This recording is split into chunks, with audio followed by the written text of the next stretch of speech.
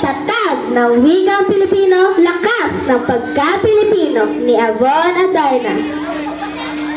Ang wika ay apoy, nagbibigay init sa sanggol na hulog ng el sa langit. Ang inang kumalong at siglang umawit. Wika Pilipino ang siyang ginamit. Ang wika ay tubig na nagpapaputi sa pusong may sala at bahid ng dumi. Manalangin lamang at saka magsisi at papatawarin ng poong mabuti.